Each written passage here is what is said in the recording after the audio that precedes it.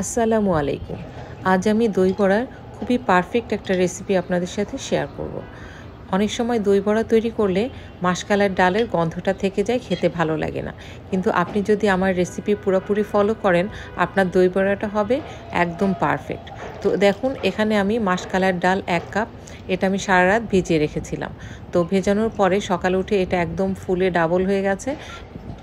এ পর্যায়ে আমি এটা পানি থেকে ছেঁকে নিয়ে তারপরে ব্লেন্ডারে ব্লেন্ড করব সামান্য পরিমাণে পানি দিয়ে। বেশি পানি দেওয়া যাবে না, যাতে এটা বেশি নরম হয়ে যায়, আবার বেশি শক্তও করা যাবে না।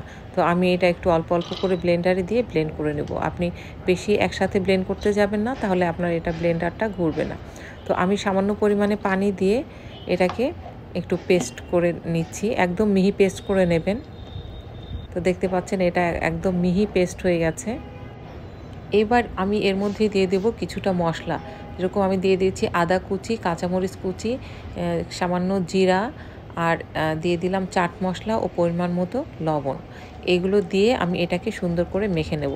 এটা মাখার একটা টেকনিক আছে, আপনাকে এটা ক্লকওয়াইজ ঘোরাতে হবে হাতটা। একদম একদিক থেকেই এভাবে ঘুরিয়ে ঘুরিয়ে এটাকে সুন্দর করে মেখে নিতে হবে। এটা মাখতে মাখতে এমন এক সময় আসবে যে এটা ফ্লাফি হয়ে যাবে, এটা হালকা হয়ে যাবে এবং কালারটাও সাদা সাদা হয়ে চেঞ্জ হয়ে যাবে। তো এটা হয়েছে কিনা এটা বোঝার জন্য আমি একটু পাত্রের মধ্যে পানি দিয়ে এটাকে টেস্ট করে নিলাম। এটা যদি পানির মধ্যে ভেসে ওঠে তাহলে বুঝবেন যে এটা হয়ে গেছে।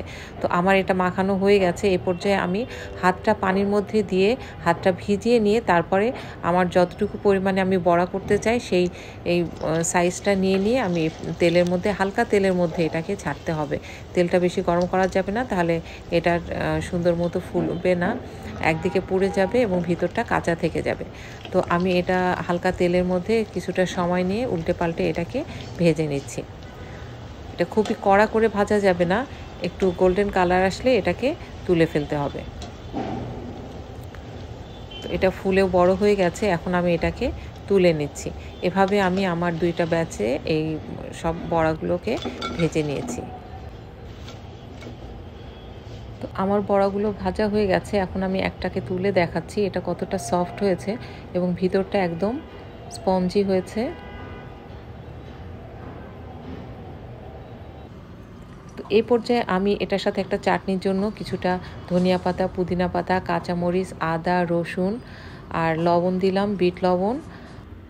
এখানে দিয়ে দিলাম কিছুটা চাট মশলা, পরিমাণ মতো চিনি, আর আমি দিয়ে দিলাম টক দই। এগুলোকে সুন্দর করে ব্লেন্ড করে নিলেই হয়ে গেল আমার একটা গ্রিন চাটনি। এটা আমার দই বড়ার সাথে লাগবে। এখানে আমি আরেকটা মশলা তৈরি করছি। কিছুটা ধনিয়া, তারপরে জিরা, মৌরি, শুকনো মরিচ আর লবণ দিয়ে আমি এটাকে হালকা করে ভেজে নিয়েছি, নিয়ে এটাকে ব্লেন্ড করে নিলাম। এখন আমি কিছুটা চিনিকে ক্যারামেল করে তার মধ্যে একটু পানি দিয়ে তার মধ্যে দিয়ে দিলাম তেঁতুলের কাঠ।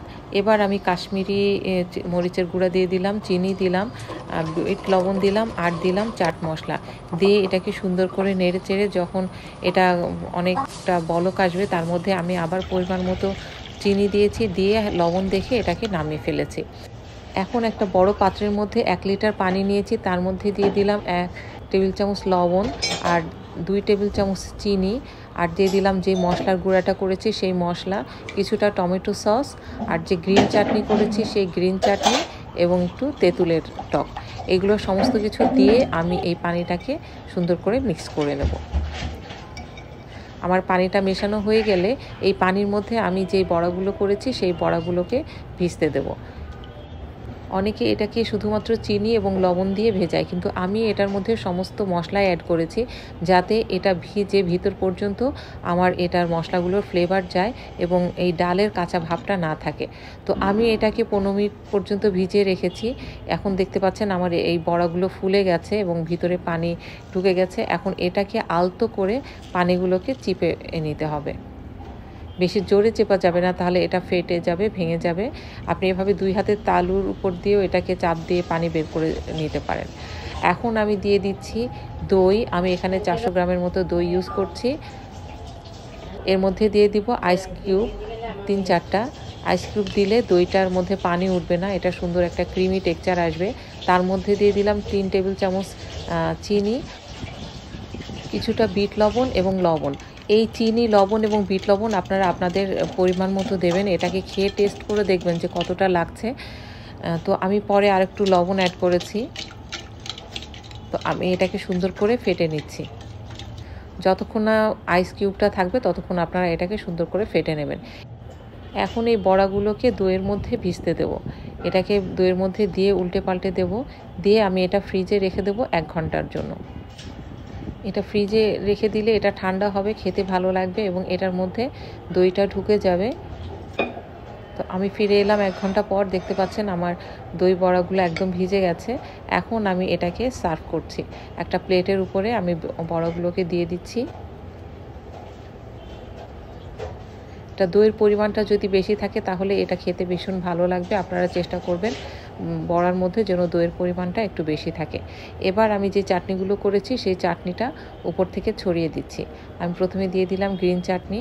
আপনারা আপনাদের মানে পছন্দ অনুযায়ী এটাকে গার্নিশ করে নেবেন। এরপরে দিয়ে দিলাম তেঁতুলের যে চাটনি করেছি এই চাটনিগুলো। তারপরে দিয়ে দিলাম ওই যে শুকনা যে মশলাটা করেছিলাম সেটা। এবার দিয়ে দিলাম কিছুটা কাশ্মীরি মরিচের গুঁড়া। এটার দেখার সৌন্দর্যের জন্য এটা লাল লাল লাগে, দেখতে ভালো লাগে। আর দিয়ে দিলাম কিছুটা ঝুরি ভাজা। তো দেখতেই পাচ্ছেন কতটা লোভনীয় লাগছে, দেখেই জিভে জল চলে আসছে এবং খেতেও ভীষণ মজার এবং খুবই পারফেক্ট একটা রেসিপি। আপনারা বাসায় অবশ্যই এভাবে ট্রাই করবেন। অনেকে অনেকভাবে করে থাকে, কিন্তু এভাবে যদি আপনি করেন তাহলে আপনার এটার মধ্যে যে ডালের কাঁচা গন্ধটা সেটা থাকে না। অনেক সময় ডালের কাঁচা গন্ধের জন্য অনেকে খেতে পারেন না, কিন্তু আপনি যদি আমার রেসিপি ফলো করেন তাহলে একদম পারফেক্ট হবে।